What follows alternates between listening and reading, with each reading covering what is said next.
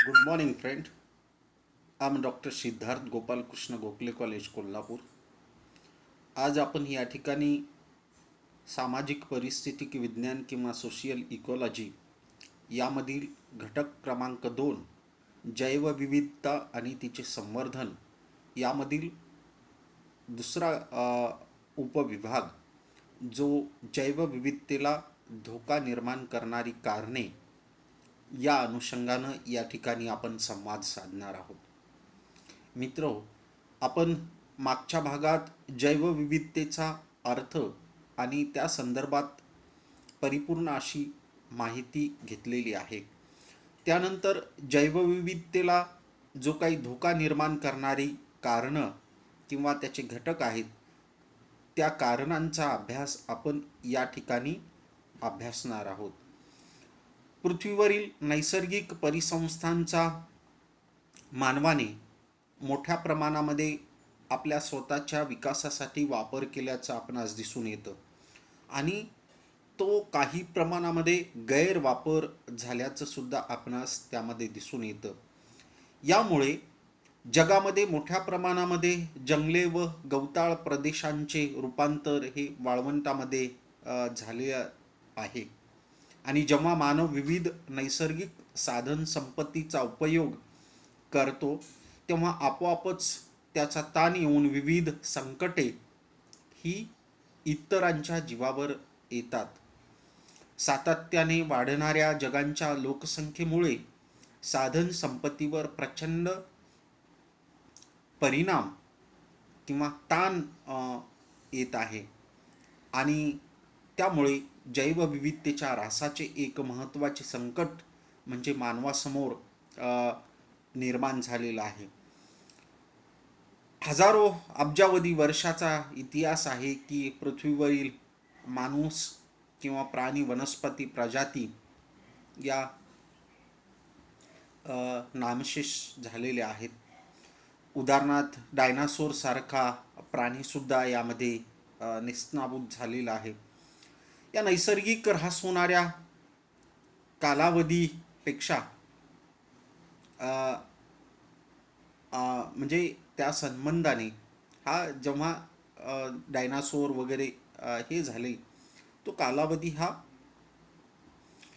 फार पूर्वीचा राहिलेला आहे आणि म्हणून पृथ्वीवर सजीवांच्या निर्मितीपासूनच या सर्व प्रजाती आपल्या पर्यावरण व्यवस्थेचा एक अविभाज्य घटक होत्या. त्यापैकी काही प्रजाती मानवी कल्याणासाठी व इतरांचे जीवन टिकवून ठेवण्यासाठी नष्ट झाल्या. गेल्या शतकापासून प्रजाती नष्ट होण्याचा वेग हा जास्त आहे. यामध्ये आपण ज्यावेळेस जैवविविधतेला धोका निर्माण करणारी कारणे अभ्यासू त्यावेळेस त्यामध्ये काही महत्त्वाच्या गोष्टीचा उल्लेख आपणाला किंवा कारणांचा उल्लेख आपणाला करता येतो.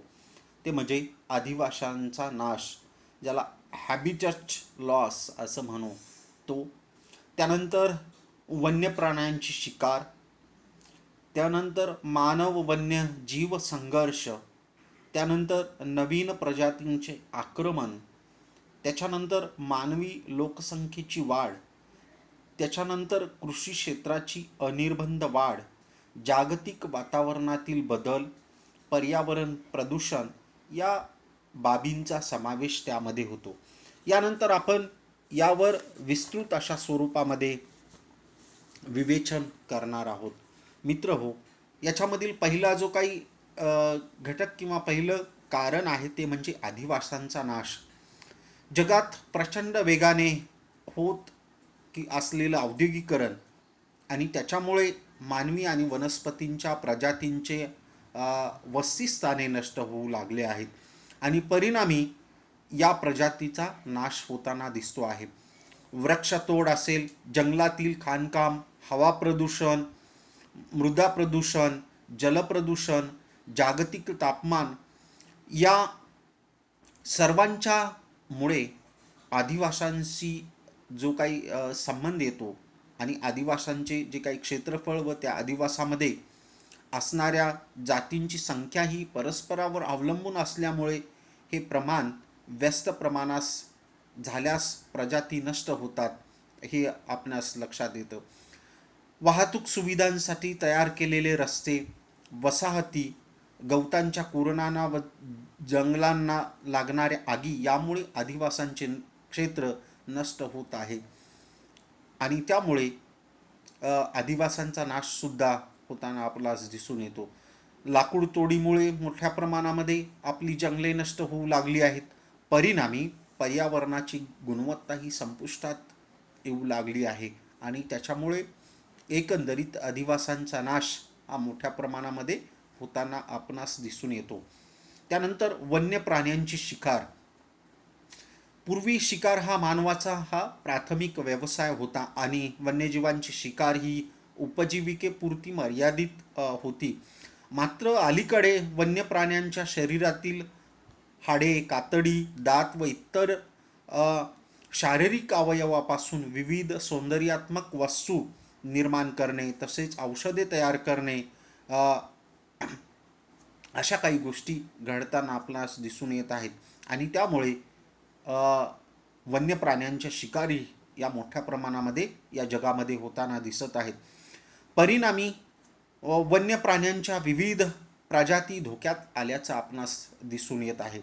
वन्यजीवांच्या विविध अवयवांना आंतरराष्ट्रीय बाजारपेठेमध्ये प्रचंड मोठ्या प्रमाणामध्ये किंमती मिळत असल्यामुळे वाघांची कातडी, हस्तिदंत, कासवांचे व सर्पांच्या विविध प्रजातींची मोठ्या प्रमाणात तस्करी वाढल्याच्या बातम्या आपण दररोज ऐकत असतो.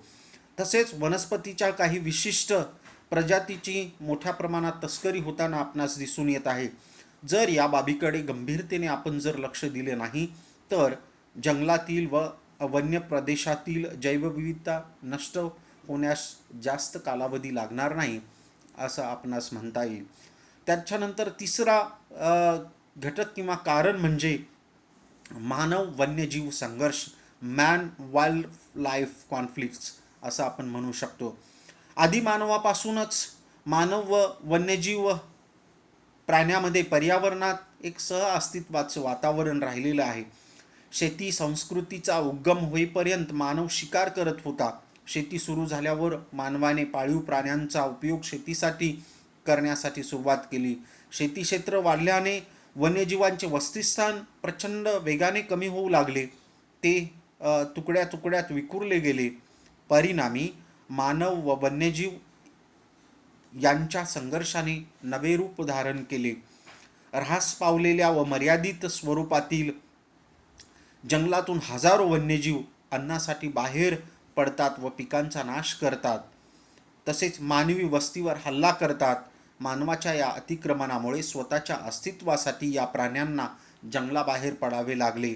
यासाठी आज मानव व वन्यजीव संघर्ष रोखण्यासाठी वन्यजीवांना त्यांच्या नैसर्गिक अधिवासामध्ये संरक्षण अन्न व मिळाले पाहिजे आणि यासाठी सरकारने पुढाकार घेण्याची गरज आहे असं आपणास म्हणता येईल.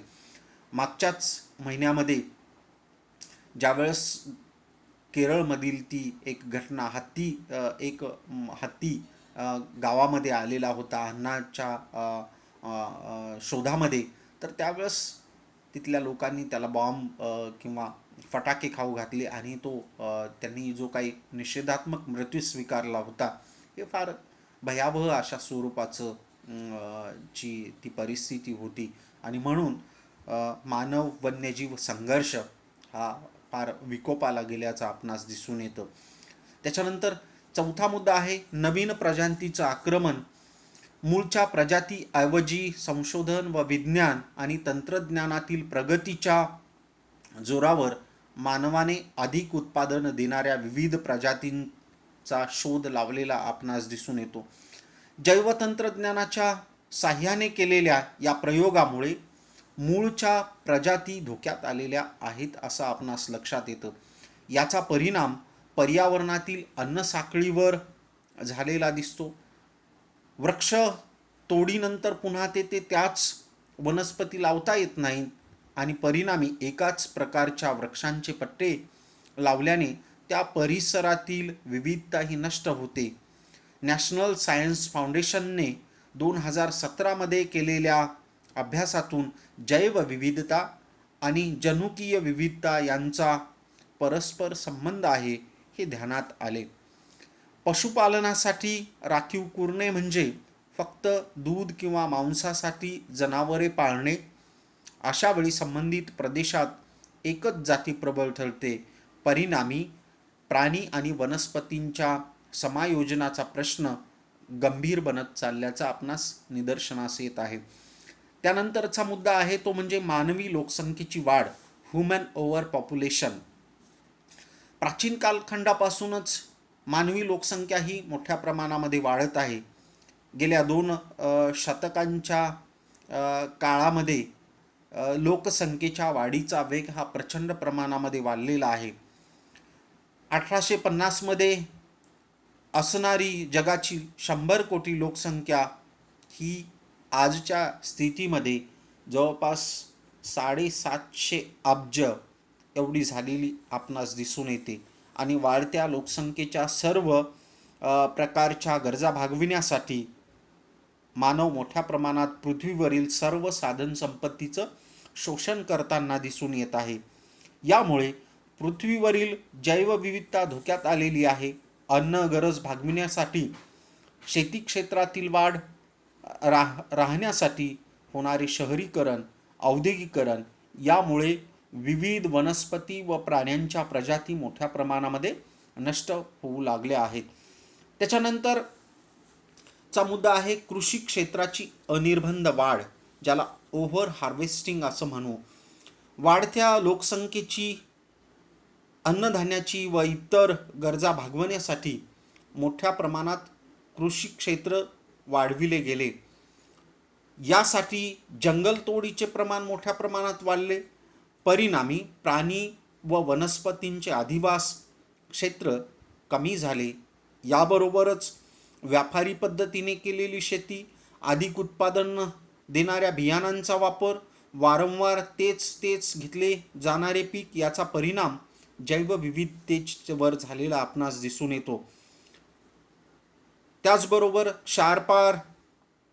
क्षारपड जमिनीत कोणत्याही प्रकारचे उत्पादन घेता येत नाही. उद्योगधंद्यांना लागणारी शेती आधारित कच्च्या मालाचे मोठ्या प्रमाणात उत्पादन घेण्यासाठी शेती क्षेत्रात जंगले तोडून वाढ करण्याचा प्रयत्न मानवाने केल्याने अनेक महत्त्वपूर्ण अशा समस्या मानवाच्या समोर आवासून उभ्या राहिलेल्या आहेत. खनिजांचे उत्खनन, कारखान्यासाठी कच्च्या मालाचे उत्पादन, सरकारचे विविध प्रकल्प यासाठी मोठ्या प्रमाणात जमिनीचा वापर होताना दिसतो आहे. आणि म्हणून ह्या अनेक समस्या या कारणीभूत ठरणाऱ्या आहेत. त्याच्यानंतर पुढचा महत्त्वाचा मुद्दा येतो तो म्हणजे जागतिक वातावरणातील बदल, ग्लोबल क्लायमेट चेंज. या अनुषंगानं सुद्धा एक महत्त्वपूर्ण असे बदल आपणास दिसून येतात. पृथ्वीच्या सभोवती असणाऱ्या वातावरणामुळे पृथ्वीवर सजीव सृष्टी ही अस्तित्वात आहे. वातावरणातील कार्बन डायऑक्साईड वायूमुळे पृथ्वीवरील तापमानात मोठ्या प्रमाणात वाढ होत आहे. गेल्या शतकात औद्योगिकरण व वाहतूक साधनातील प्रगतीमुळे इंधनाचा वापर मोठ्या प्रमाणात होत आहे. यामुळे कार्बन डायऑक्साईड व वातावरणात मोठ्या प्रमाणात वाढ होताना आपणास दिसून येत आहे. तसेच वातावरणातील ओझोनचा थराचा होणारा जो काही ऱ्हास आहे आणि त्यामुळे हरितगृह परिणाम यामुळे जागतिक हवामानामध्ये आमूलाग्र बदल आपणास दिसून येतात. 21व्या शतकाच्या अखेरीस पृथ्वीच्या तापमानात 1.4 ते 5.6 डिग्री सेल्सिअस वाढ होण्याची शक्यता आहे. आणि त्याचं जे काही एक्सपेरिमेंट आहे ते सद्यस्थितीमध्ये आपणास युरोपमध्ये दिसून येतं. युरोपमध्ये गरमीची एक मोठ्या प्रमाणात लाट निर्माण झाल्याचं दिसून येतं आणि लोकांनी अगदी गार्डनमध्ये किंवा बीचवर फार मोठ्या प्रमाणामध्ये त्यांनी धाव घेतलेली आहे. कोरोना काळामध्ये सुद्धा त्यांनी बीचेसच्या पाण्यामध्ये किंवा समुद्रामध्ये पाण्यामध्ये राहणं पसंत केलेलं आहे. म्हणजे अशा पद्धतीनं फार मोठ्या प्रमाणामध्ये हे बदल होताना आपणास दिसून येत आहेत. ऋतुचक्रामुळे बदल होऊन सुका दुष्काळ, महापूर, समुद्र पातळी, चक्रीवादळे यासारख्या आपत्ती आपण झेलत आहोत किंवा तशा पद्धतीच्या प्रक्रिया या आपणावर येताना दिसत आहेत. दरवर्षी औद्योगिकदृष्ट्या विकसित राष्ट्राकडून मोठ्या प्रमाणामध्ये होणारे कार्बन डायऑक्साईडचे उत्सर्जन आणि अलीकडे विकसनशील राष्ट्रामध्ये झपाट्याने होणारे औद्योगिकरण यामुळे तापमान वाढीच्या समस्येवर सर्वांनीच गंभीरपणे विचार करणं हे आवश्यक बनलेलं आहे. 1992ला ब्राझीलमधील रिओ दी जेनेरो येथे आयोजित वसुंधरा परिषदेमध्ये वातावरणातील बदलांचा आढावा घेण्यात आलेला आहे.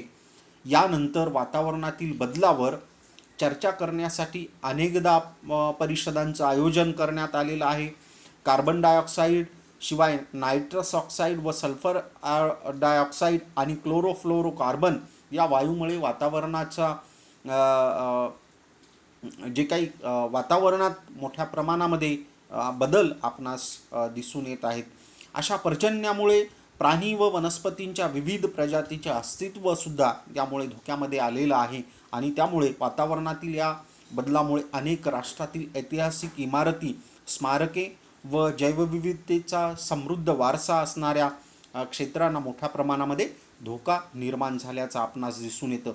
यानंतर त्याच्या पुढचा मुद्दा किंवा घटक आहे तो म्हणजे कारणामधील महत्त्वाचा मुद्दा आहे तो म्हणजे पर्यावरण प्रदूषण. औद्योगिकरण, नागरीकरण, स्वयंचलित वाहनातील प्रगती, अणुस्फोट, शेती इत्यादीमुळे वातावरणामधील हवा, पाणी, जमीन प्रदूषित होऊ लागलेली आपणास दिसून येते. या सर्व कृतींना मानव सामूहिकपणे जबाबदार आहे. आर्थिक विकासाच्या स्पर्धेत प्रत्येक राष्ट्र आपण किती गंभीर चुका करत आहोत याचा विचार करताना दिसत नाही. उद्योग धंद्यातील दूषित पाणी व वायू वातावरणात आणि जमिनीत मिसळत आहेत. याचा परिणाम म्हणून हवा व पाण्याची गुणवत्ता बदलताना दिसून येत आहे. विषारू वायूंचे कारखान्यामधून होणारी जी काही गळती आहे, स्फोट, अणुबॉम्ब इत्यादीमुळे जगात विविध ठिकाणच्या लोकांना विकलांगता, वंध्यत्व, गर्भपात, कॅन्सर इत्यादी सारखे आजार आपणास दिसून येतात. आणि तुम्हाला माहीत आहे की मागच्या 2 वर्षापूर्वी कॅनडाने ऑक्सिजनच्या ट्यूब्स, बॉटल्स निर्माण केलेल्या होत्या. म्हणजे एवढ्या मोठ्या प्रमाणामध्ये पर्यावरण प्रदूषणाची भीती जगभरामध्ये पसरलेली आहे. जगातील अनेक सागरकिनारे सध्या कचरा टाकण्यासाठी ठिकाणे बनलेली आहेत. तसेच पेट्रोलियम पदार्थांची जहाजाद्वारे होणारी वाहतूक आणि त्यातून होणारी तेलगळती यामुळे सुद्धा समुद्रांच्या पाण्यामध्ये किंवा समुद्रातील जीव हे धोक्यात आलेले आहेत. यामुळे एकाच वेळी मोठ्या प्रमाणात मासे व जलचर प्राण्यावर फार मोठ्या प्रमाणामध्ये संकट निर्माण झालेलं आहे हे आपणास लक्षात येतं. या ठिकाणी आपण जैवविविधतेला धोका निर्माण करणारी जी काही विविध कारणं आहेत त्याचा आढावा या ठिकाणी घेतलेला आहे. यानंतर आपण पुढच्या भागामध्ये जैवविविधतेचे संरक्षण किंवा संवर्धन यावर भाष्य करणार आहोत. थँक्यू.